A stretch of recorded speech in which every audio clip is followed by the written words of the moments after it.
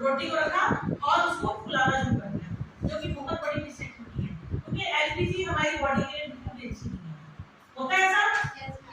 होता है ना सर? हम भी ऐसे करते हैं। हाँ, तो वो जो एलपीजी है वो हमारे शरीर के लिए सबसे हार्मफुल है, तो उसके ऊपर एलपीजी के कण मिल जाते हैं और हमें इन चीजों को बचाना है, क्योंकि इसी वजह से आप देख रहे होंगे कि बीमारियां कितनी ज्यादा बढ़ रही हैं। और ऑयल हम कौन सा यूज करते थे? एडल्ट्रेटेड हम सोचते हैं।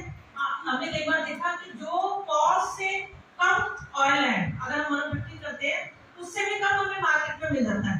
तो वो क्यों मिलता है? क्योंकि वो एडल्ट्रेटेड हमारा ऑयल होता है। तो उस ऑयल को क्योंकि उसके ट्रांस फैट बड़े होते हैं, जिसकी वजह से क्या है कि वो हमारे जो ट्रांस फैट बड़े होते हैं वो हमारे शरीर के हृदय के लिए सबसे ज्यादा घातक है। ठीक है, तो आपने आज के बाद मेरे हिसाब से मैं आपको कुछ टिप्स देती हूँ जिसको आपने यूज करना है, जिसको हमारी एक्सरसाइज कहती है कि जब भी कोई प्रोडक्ट लेना है आपने मार्केट से, आज के बाद कोई चिप्स लेना है, कोई दाल लेनी है, कोई दही लेना है, कुछ भी कोई भी पैक्ड आइटम लेनी है, एक तो सबसे पहले आपको पैक्ड आइटम लेनी है। दूसरा, उस आइटम के ऊपर देखना है कि उसके ऊपर क्या एफएसएसआई नंबर लिखा हुआ है।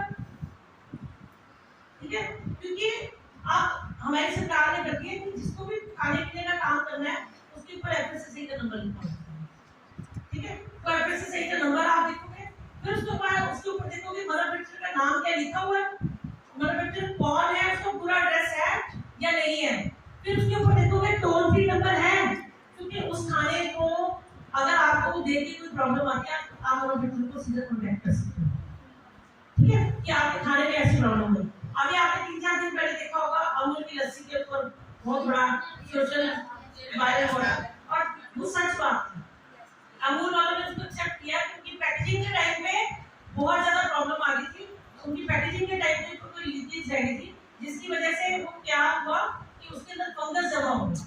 क्योंकि अगर आप किसी चीज को प्रॉपर्ली वे में पैक नहीं करोगे तो माइक्रोबियल ग्रोथ हो जाएगी, जिसकी वजह से फंगस आ सकती है, और वो फंगस क्या हमारी बॉडी के लिए अच्छी नहीं रह सकती ना। ठीक है, तो हमें जो भी खाना खाना है उसको सोच समझ के खाना है, उसकी एक्सपायरी देख के खाना है, उसकी मैन्युफैक्चरिंग कब हुई है, उसकी एक्सपायरी कब हुई है, उसका टोल फ्री नंबर है, एफएसएसआई नंबर है, उसके ऊपर न्यूट्रिशन वैल्यूज है कि नहीं है।